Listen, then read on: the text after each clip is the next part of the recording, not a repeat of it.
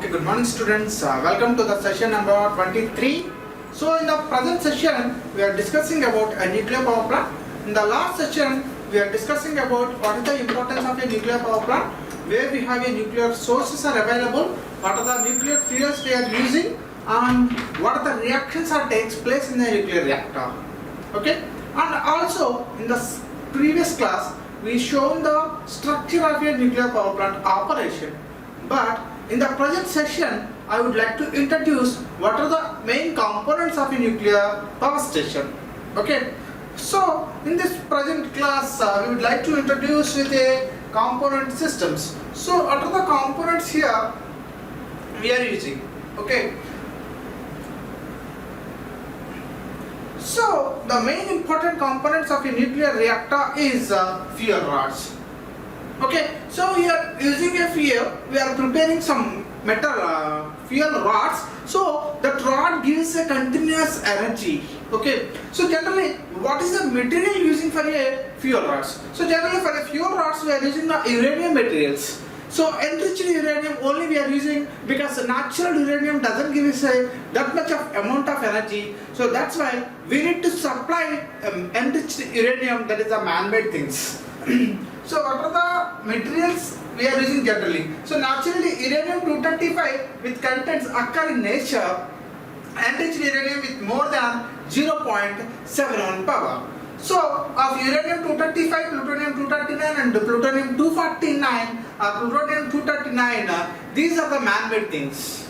Okay, uranium-233 also it's a man-made. The finished fuel rods are grouped in a fuel assemblies called as fuel bundles. So if you arrange one dot by one dot, so fuels are arranged in a order, so that entire thing is known as the fuel rods bundle. Okay, so for example, see here, if you see in this image, so lot of rods are available, so combination of all the rods, so this is entirely known as the fuel bundle. Okay, so one bundle is enough for running of a one house for 100 years. So that much amount of power is released. Okay, so fuel rods are plays a key role in the nuclear power station. Okay, so because it is only releases the amount of energy. Okay, so nuclear fuels are generally taking place in two reactions, fission reactions. Okay, nuclear fuels are taking two reactions, one is the fission reaction and second one is the fusion reaction.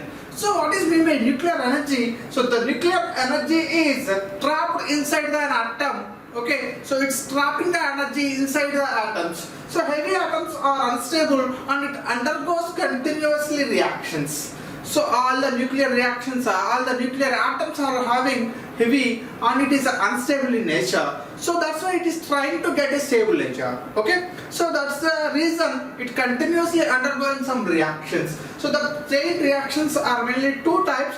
One is the fission reaction and second one is the fusion reaction. So what is meant by fission reactions? So where we are using? So generally the fission reactions are splitting the heavy atoms. It's a controlled process. Fission is a controlled process. So that's why nuclear fission process generally we are using in a nuclear reactor. And the second one is fusion reaction. So in the first case it's a splitting of heavy atoms. Okay, and the second case joining of lighter atoms. So that is the fusion reaction. So both the reactions we see in the heat energy released. But the case is in a fission reaction we can control the reaction rate, but in a fusion reaction we can't control the reaction rate. So that's why the nuclear fusion is using generally in atomic bombs. Okay, in the sun, in sun also we are seeing this fission and fusion reactions continuously. So due to that only we are receiving the solar energy. Okay. So next, what are the important properties for the fuel rods? So already we discussed about the fuel rods. So what are the important parameters of your nuclear fuel rods? So fuel rod means it continuously releases the energy. So that should be withstand high temperature. It should be withstand at high temperature because it's continuously releasing the heat energy, and it should have high corrosion resistance. So if corrosion takes place, it takes reduces the lifetime of the reactors. So that's why it's a less corrosion content, and it should have good thermal conductivity. So heat transfer rate is very high when it is having a high thermal conductivity. So then only we will get a proper amount of heat utilization. And it should not absorb the neutrons. It absorbs the neutron. What happened? It absorbs the neutron. The reaction ends. So that's why it doesn't absorb the neutrons. If it absorbs the neutrons, what happens? It stops the chain reaction. Okay. It should withstand its radiation effect. So it's a continuous radiation part. So that's why the fuel rods are need to withstand a radiation effect also. So these are the important properties of a fuel rods, required properties of a fuel rod. Okay.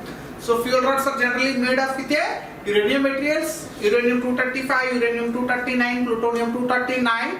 All of them here we are using the man-made materials also for getting the higher efficiencies. Okay. And these are the important. And the next components are control rods. So the nuclear reactor is a continuously releasing the energy, but here takes place the fission reactions. So that means we need to control the system. Okay. So for example, this is the control fuel rods, and these are the control rods. What happened? So if inserted a control rod, automatically it slows down the reaction. Okay. So the velocity is reduced by using of a control rods. So generally, what is the shape of a control rods? The control rods is generally with the shape of cylindrical. Okay, located centrally at the fuel rods. So alternative to the fuel rods, which have the property of absorbing neutrons. Okay, so once it's absorbing the neutrons, what happens? It slows down the process. Okay, and it keeps the chain reaction under control. So that's the reason we need to absorb the neutrons. Okay, and it keeps the chain reaction, and it can be lowered into the chamber to absorb neutrons and slow down the reactions. Okay, so it's a continuous process, and it's a vice versa process also. Thus, the rate of nuclear reactions can be controlled with help of a control rods only. So that's the reason behind that, how to control the reaction rate. So by using of a control rods. So it's a major crucial role plays a control rod. If you misfire it is, whenever it misfire, operating of a control rods, okay, so automatically the reaction takes place. So see here, this is the core structure of a nuclear reactor in this image. So here, if you see this, these are the control rods. Okay. So these are the control rods, ash color, and the remaining thing, red color, we see the fuel rods itself. So these are arranged in alternatively. Okay. And we need to transfer the heat energy, so that's why it is the heat exchanger. Okay. So we are sending the cold water here. So this is the cold water inside, and after the reaction it gives a steam. Okay. And here also you can get the steam. Okay. And around this we need to contain with a concrete containment vessel. So this is also known as biological shielding. Why it is required a biological shielding? It protects the radiation from the nuclear reactors. Okay. So this is the structure of a nuclear reactor, and here we are using a moderator also. So the moderator reaction also same. So everything we need to control all the nuclear processes. So that's why we need to utilize control rods, moderators, coolant and all. Okay. And next thing, what are the different types of control rods we are using in a nuclear power plant? So generally in a nuclear power plant, mostly we are using cadmium, boron, carbon, cobalt, silver, hafnium and gadolinium. So these are the materials generally we are using as a control rods. a good control rod should have the following properties. What are the properties of a control rods? So similar properties, always we need to see the material properties, corrosion or not, it's okay. So because if it is corrosive, that reduces the time period of a vessel. So first thing is the good capacity to transfer the heat, okay. And next, stability at high temperature. So it's a very high temperature releasing rate at inside the nuclear reactor. So that's why it is needed to stabilize at a high temperature itself. Good corrosion resistance. So it's a very important point. Good corrosion resistance, because automatically if the corrosion is increases, the lifetime is reduces. And good strength and capacity to absorb neutrons at faster rate. So it absorbs the neutrons very fastly, then only we can control or we can monitor the entire reaction processes. Otherwise our reaction takes place in a chain reaction. So 1, 2, 3, 3, 3, 3, 9, 9 to 18. So like it's a continuous reaction. So we need to monitor by using of a control rods. Okay. So the real incident happens in the world, that is the biggest disaster of a nuclear reactor is Chernobyl. So the Chernobyl reaction takes place in the year of 1986 on April 26. What happened is there. So there the nuclear reactor is working at the time. So some technical error is there. So due to that, the control rod is not placed in a certain inserted time. Okay. So due to this, it takes place a releasing of a high amount of heat energy, and it takes a blast of an entire Chernobyl reactor. So okay, the Chernobyl is a place, it is in a Ukraine. So what happened when it takes place a disaster? So two persons who are operating the boiler, who are operating the reactor, so they are spotted.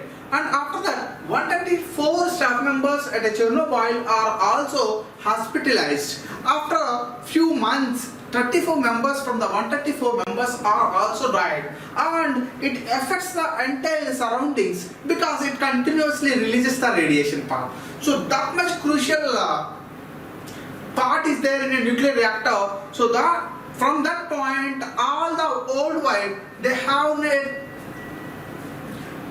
fear for operating the nuclear reactor. So it gives a single mistake, it causes to the 36 members of persons died, and it affects the entire environment.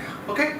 After that, like that instant only happened in Japan also in 2011. Okay. So that reason, so most of the states or most of the places are rejecting the nuclear power plants. So the operation person is needed a skilled person only. If he did any mistake, it collapses the entire system up to hundreds of years, because it continuously releasing the radiation part. Okay, so that's why all the operating conditions are very important here. If you see in a Chernobyl concept, if you can web series also are available in YouTube. You can go through it. You can get some knowledge about nuclear reactors very clearly. Chernobyl web series. Okay, please go through the Chernobyl web series in YouTube. You can get a better knowledge in terms of nuclear power plant. And the third important thing. The first one is the fuel rods, and second one is the control rods. Okay, and third one is the moderator. So what is the function of a moderator? So the function of a moderator is to reduce the energy of fast neutrons. So energy means here the velocity, moving velocity of the neutrons. So it controls the high velocity, okay, and it the energy is within control only. It's a very important. Okay. So the control rods are absorbing the neutrons, and the moderator is controlling velocity of neutrons. Okay, so these are the major differences. Please remember these points. Thermal neutrons in PWRs. PWR means pressurized water reactors. So different types of nuclear reactors are there: boiling water reactor, pressurized water reactor, homogeneous reactor, gas cooled reactor. Okay, so we can see the 6 types of nuclear reactor in the further classes. Okay. In PWR, the coolant water is used as a moderator. Here we can utilize a moderator is a simple thing. It's a water available. Always we are having the availability of water. We can utilize water also as a moderator.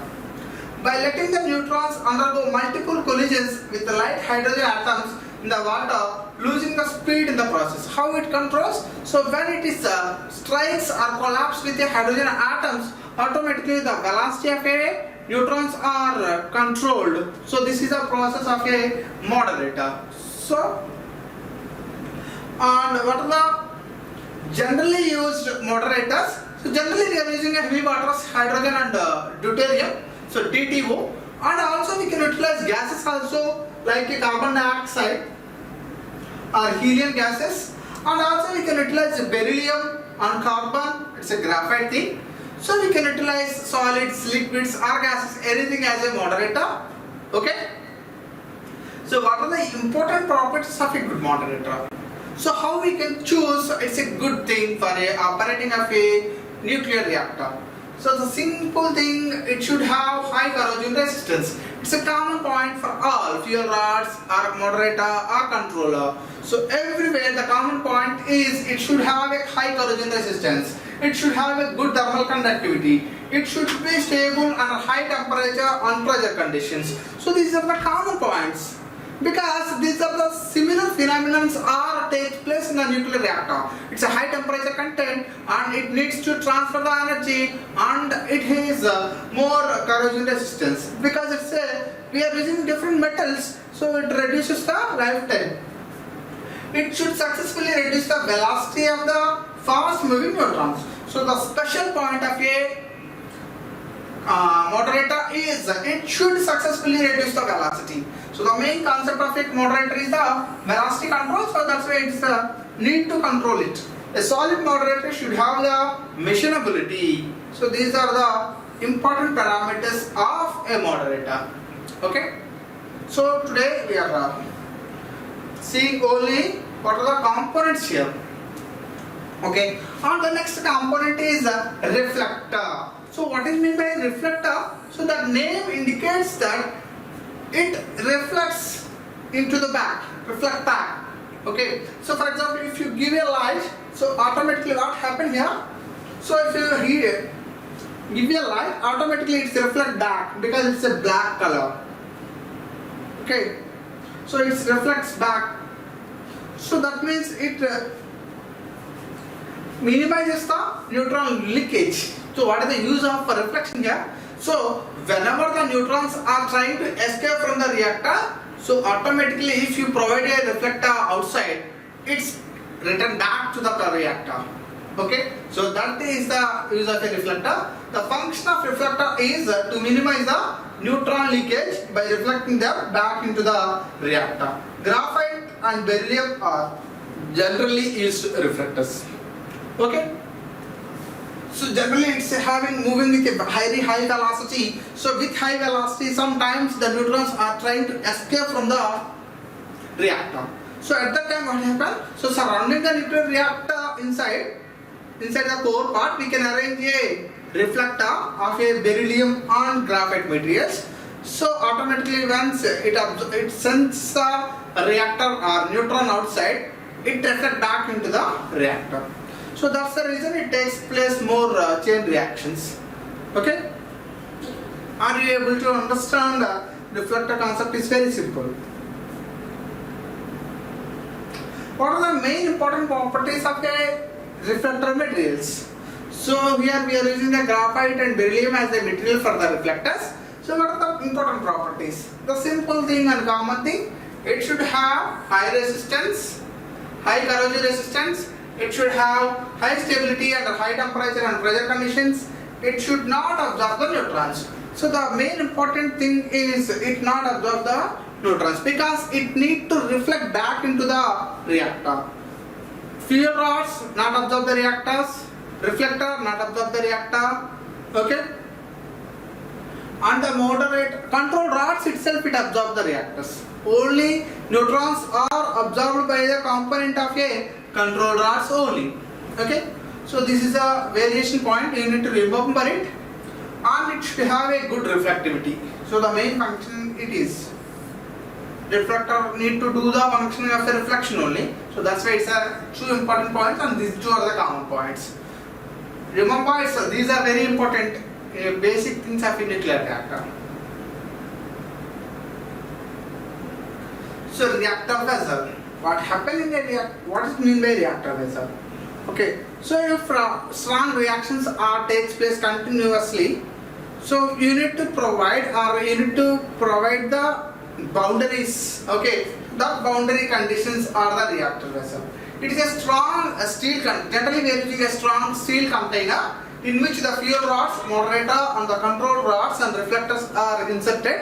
Okay, are arranged properly. It forms a strong structural support for the reactor core.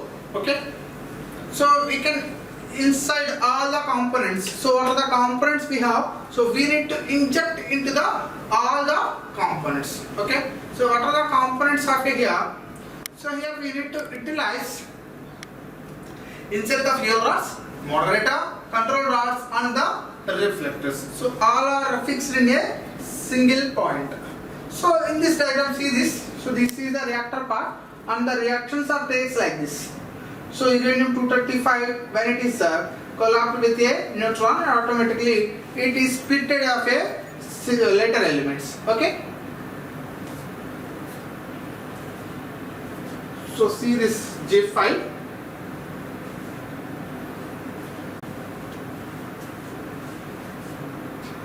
So what happened? So these are neutrons. When the neutrons are striking to the atoms, okay, automatically it is splitting. So splitting means it's a fission process only. Is it okay? And the next content is biological shielding. So the nuclear reactor is the one part and the latter part is the biological shielding. So it is covers around the nuclear reactor vessel. So why it is needed? So in a nuclear reactor it continuously emits the radiation part.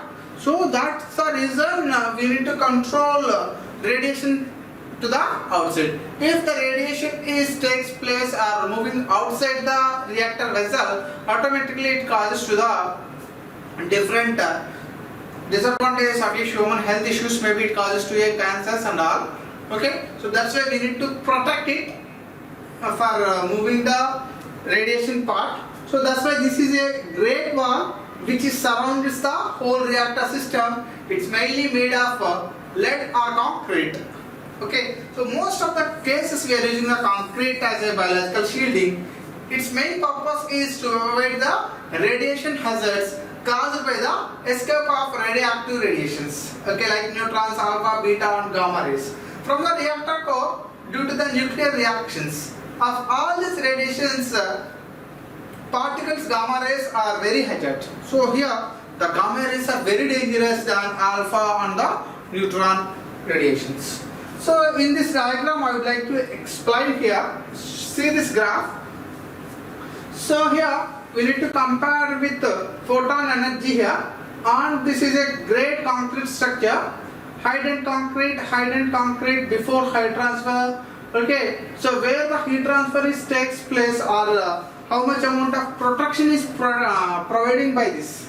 Okay, so here the energy is like this: 10 power minus 3, 10 power minus 2, 10 power minus 1, 10 power 0, 10, 100, 1000, 10,000 like that.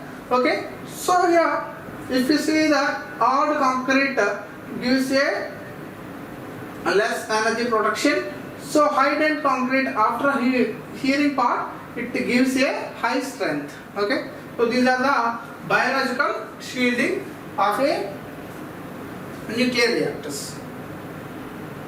And what are the important properties of a good biological shielding? Okay, it should have a high strength. So it's a simple thing because we are using the concrete and the lead, automatically it have a high strength only. And it should not allow the radioactive rays to pass through it.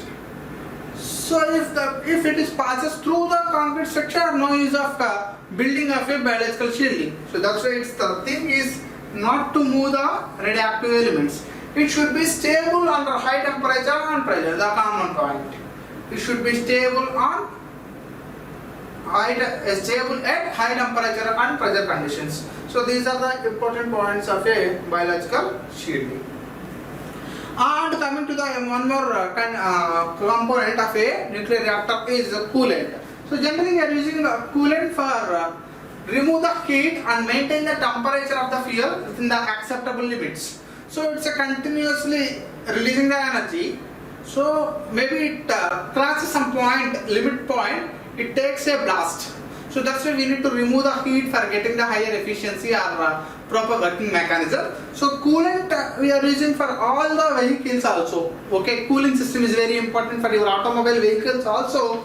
For example, if you consider your bike, you are giving the air cooling system. If you consider large vehicles, it requires a high amount of cooling part. So that's why we are giving the water cooling process. And sometimes if more than that we can give coolant oils also we can utilize for removing the high temperature. So like that, in a nuclear reactor also it releases the high amount of heat, so that's why we are using the coolant. A coolant is easy to remove just heat from the mind and maintain the temperature of fuel within the acceptable limits. And coolants are used both in primary and secondary circuits itself.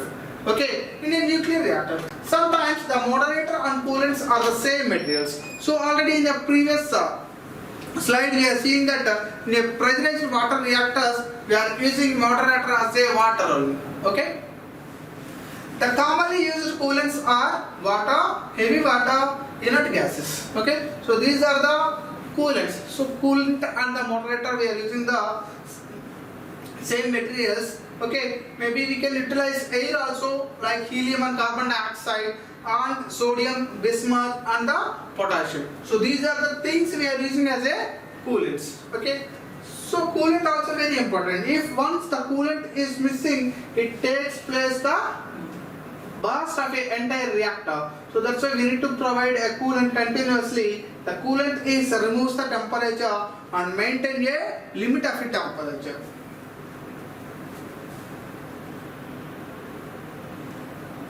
So now I would like to summarize the today's class. So in today's class we are mainly focusing on the components of a nuclear reactor only. So what are the components of a nuclear reactor? Components of a nuclear reactor.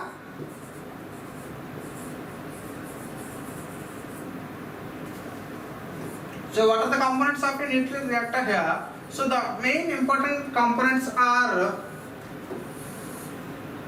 one is fuel rods. So what are the materials we are using for a fuel rods? So generally we are using uranium-235, plutonium-239 for a fuel rods. Okay. So what is the reason to utilize the fuel rods? It continuously releases the energy. So what is the good properties of a fuel rods? So the properties are similar. It's need to stabilize at high temperature and high pressure, and it is a good corrosion resistance, and it does not absorb the neutrons. So it's a very important here. The extra point is it doesn't absorb the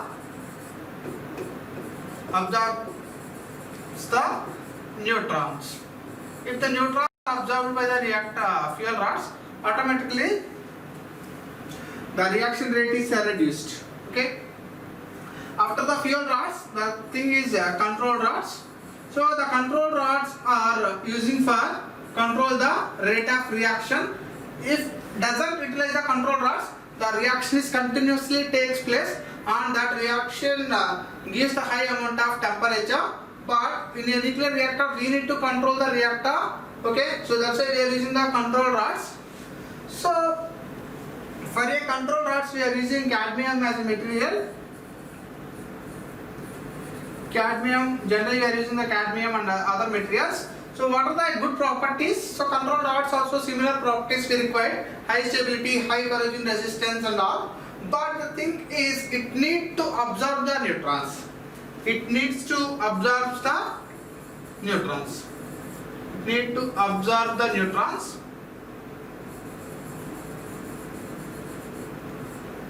Okay. So this is the coolant rods. And the next thing is moderator.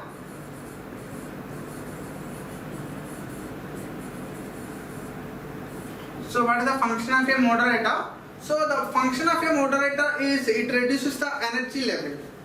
Okay, so what are the moderator materials? Generally we are using moderator materials are H2O, water, or deuterium, and some other gases, helium, beryllium, like that. Carbon graphite also we can utilize as a moderator. So what is the good properties of a moderator?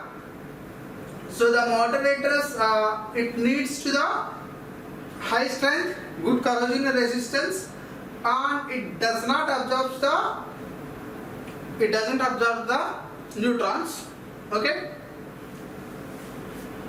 it doesn't absorb the neutrons, and at the same time, so PWR we are using water as a moderator.